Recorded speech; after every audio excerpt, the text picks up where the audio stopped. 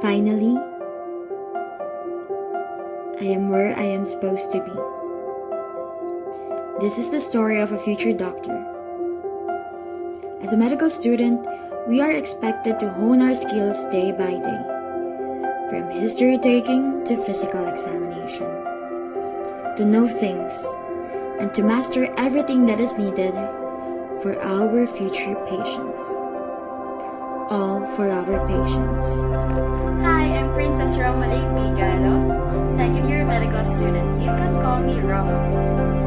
Today, I'm about to share you the things that I've learned and developed throughout the course of my subject, Medicine 1. The moment we greet our patient is the start of our passion.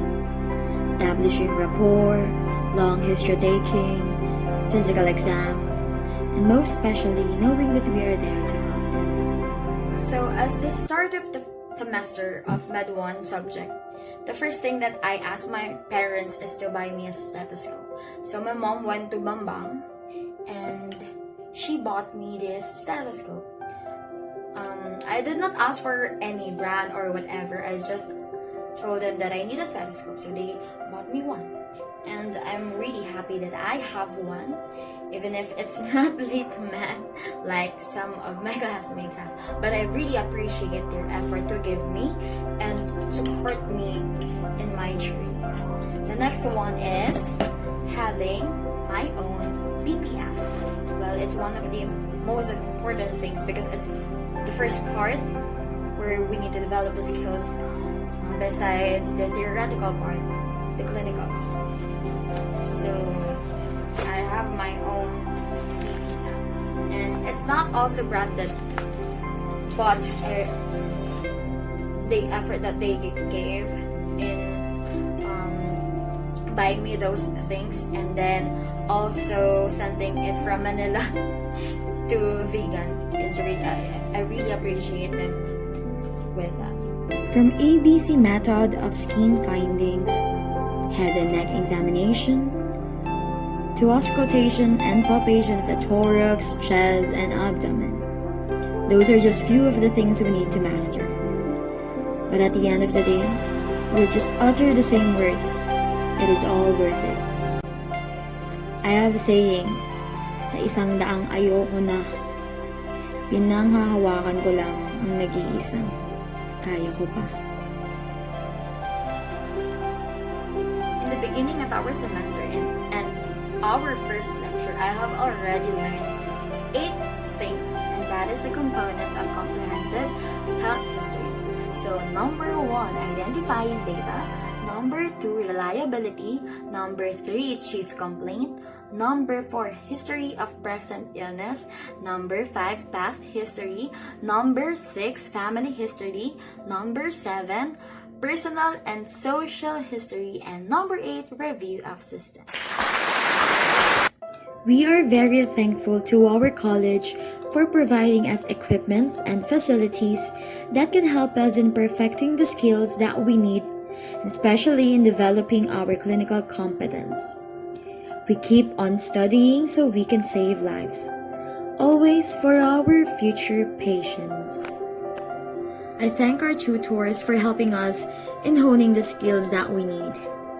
I personally commend myself as well for being expert, though not totally, with vital signs, checking blood pressure, heart rate, checking the rhythm, respiratory rate, temperature, O2 saturation, and assessment of acute and chronic pain. In terms of interview, my pre-med course was psychology, so at first, it was not really new to me, establishing rapport and gaining some insights from patients, because back then, we tend to have lots of interviews with clients and patients. I worry only one thing, and that is the language barrier. I cannot speak the native language of Ilocanos. That's why I tend to have some practice with my friends of Ilocano conversations, and they would really burst into laughter the way I pronounce some words. Well, practice makes perfect. We use our free time to practice the skills and techniques of examination. This is another good thing in our college. We have a good environment amongst the students. for we really help each other out. Our college is a diverse campus, for we have students coming from different areas of the Philippines. Interactions and group studies are some of our practices, for we could discuss extensively in terms of cultural diversity or preference and some gender sensitivity topics. These things that we can apply when we are to handle different patients. These are some clips of me practicing, cause we must keep on mastering the baits.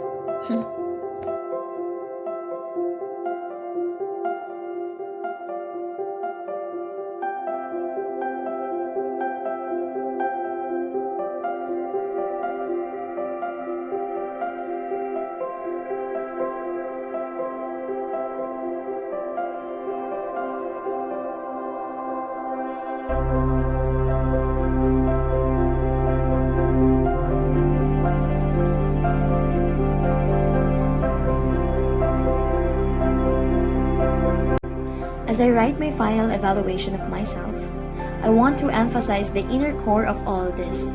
This includes non-maleficence, beneficence, compassion, and respecting my patient. For all the things that I do, I swear to put my patient first and to do no harm. Because this is what I study for. This is for them.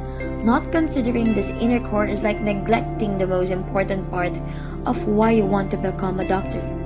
Because personally, I did not become a doctor just to learn things and know things, but it is to apply to those who are in need. I always bear in my mind that knowledge and compassion must always be intertwined. Like what Dr. Tagore would always tell us, sometimes patients will not remember you for curing them of their illnesses, but they will always remember the love that you poured towards them. And I say amen to that.